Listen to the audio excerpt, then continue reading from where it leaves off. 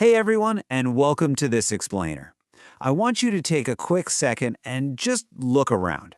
The roads you drive on, the supercomputer sitting right there in your pocket, the absolute sheer abundance of food waiting for you at the grocery store. Literally none of this was guaranteed. Today, we're unpacking one of the most profound, consequential questions in all of human history. We are looking at the anatomy of prosperity. We're going to figure out exactly how nations become rich and deconstruct the hidden, everyday mechanics of wealth, innovation, and human progress. Okay, let's dive into this. Here is our quick roadmap for today's journey. We'll kick things off with a great economic mystery. Then we'll bust the resource myth, reveal the actual prosperity formula, take a hard look at why some nations fail, and finally, we'll forecast the future of wealth. All right, part one, the great economic mystery and the ultimate stakes of civilization. This right here is the question that has kept economists and historians up at night for centuries. Seriously, why do some nations build these towering skyscrapers and launch people into space, while others just remain trapped in really devastating cycles of poverty? The stakes here are absolutely massive, because when nations get this right, infant mortality drops, lifespans literally double, and everyday living standards skyrocket. But when they get it wrong, generations suffer. To really wrap our heads around the stakes, let's try a quick thought experiment. Imagine two completely hypothetical countries. Let's call them Nation A and Nation B, and they have identical starting lines. I'm talking the exact same fertile land, the exact same hardworking people, the exact same coastlines. Yet, if you fast forward 50 years, Nation A is this incredibly wealthy, bustling metropolis, while Nation B is stuck in a cycle of generational poverty. How on earth do identical starting lines lead to vastly different finish lines? Which brings us to Section 2, the resource myth, where we unearth the actual truth about wealth. A lot of folks out there just assume wealth is basically buried treasure, right? Like you naturally get rich if you happen to strike oil or mine diamonds. But the historical data tells a completely different story. Just think about Japan and Singapore for a second. They have almost zero natural resources. Singapore literally has to import its sand and its fresh water. Yet their national wealth is just astronomical. And then on the flip side, we have nations sitting on absolute oceans of oil that remain locked in persistent poverty. If resources simply equaled wealth, this reality would be completely flipped upside down. So if wealth isn't buried treasure, what is it exactly? Well, true national wealth is the ability to produce valuable goods and services consistently over time through increasing productivity. Productivity is the absolute magic word here. It basically means producing way more output with the exact same amount of input. Think of it like this. If a farmer figures out a way to grow 2 apples on the exact same branch that used to grow just 1, or say a software engineer writes a few lines of code that does the work of 10 manual spreadsheets, that boost in efficiency, that is the true engine of wealth. In fact, relying purely on natural resources can actually be a huge trap. It's a phenomenon economists call the resource curse, or sometimes Dutch disease. See, when a government gets a massive, really easy windfall of cash from oil or copper, they often completely neglect developing other vital sectors, like manufacturing or tech. The whole economy becomes totally dependent on global commodity prices swinging wildly up and down. And unfortunately, all that easy money often breeds immense political corruption instead of leading to actual public investment. So let's figure out what actually works. Section 3, the prosperity formula, deconstructing economic success. To understand the formula for success, we kind of have to zoom out and look at the grand timeline of human productivity. For most of human history, living standards were essentially a flat line. Nothing changed. Then about 10,000 years ago, agriculture allowed us to stop hunting and gathering and actually create food surpluses. Fast forward to the 18th century, And the Industrial Revolution harnesses steam power, causing productivity to just explode vertically. Then in the late 20th century, we saw the East Asian economic miracles pull millions out of poverty in record time. And today, the digital economy is accelerating us even faster. Driving every single one of those huge historical leaps is a very specific sequence of actions: discovering comparative advantage, specializing, and then trading globally. This whole concept was famously outlined by the economist David Ricardo. Think of it this way.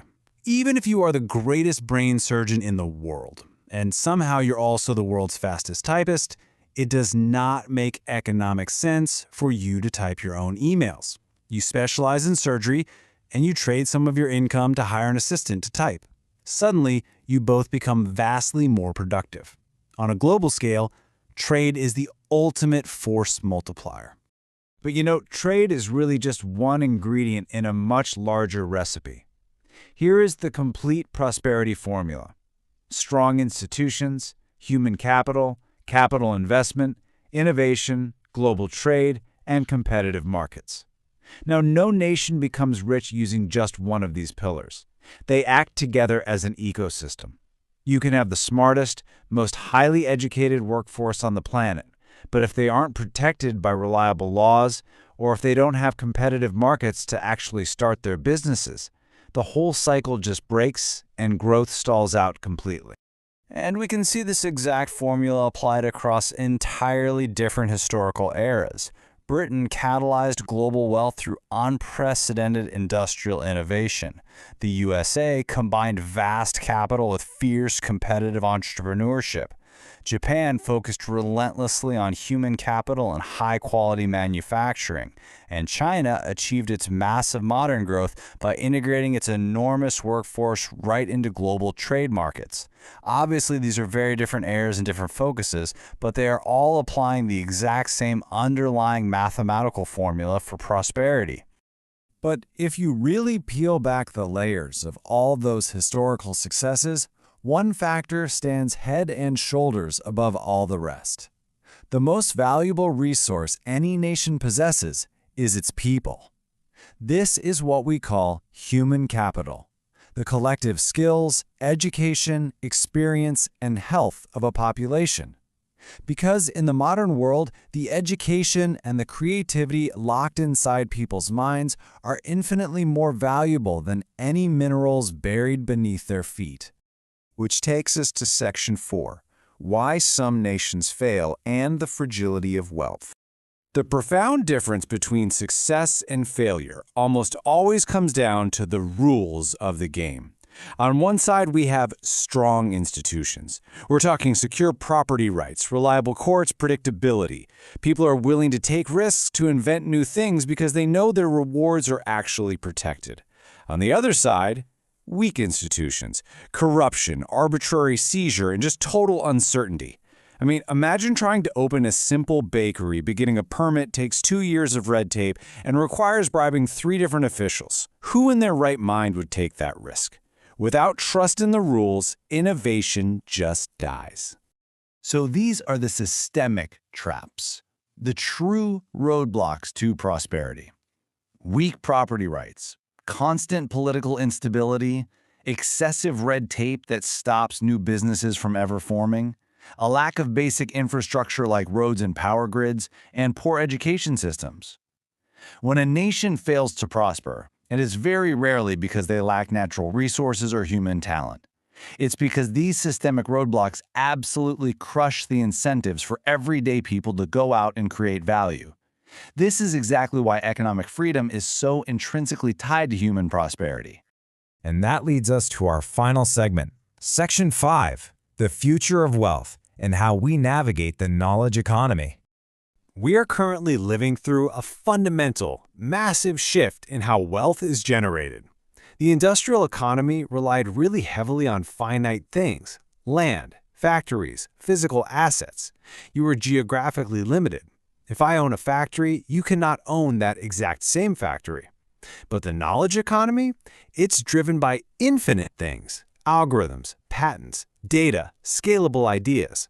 A single piece of software code or a brilliant scientific breakthrough can be used by millions of people simultaneously around the entire world without ever running out. Ideas are the new ultimate asset. And sitting right at the bleeding edge of this knowledge economy is artificial intelligence. The AI frontier acts as the ultimate force multiplier. It's going to automate the mundane stuff, boost efficiency to levels we have literally never seen before, and create entirely new, totally unforeseen industries. But there's a catch here. It demands lifelong worker education. The old concept of finishing school in your 20s and just never learning a new skill, that's dead. The nations and, frankly, the individuals that commit to continuously adapting alongside these new tools are the ones who will capture the wealth of the 21st century. Which brings us completely full circle to this undeniable central truth. Human potential is the world's greatest resource. Institutions, technology, trade, they are ultimately just the tools we built to unlock that potential. When a society creates a stable environment where human ambition is protected and creativity is genuinely encouraged, incredible prosperity is the inevitable result. So as we wrap up this explainer, I want to leave you with a question to really think about. Look around and ask yourself, is your nation unlocking its greatest resource?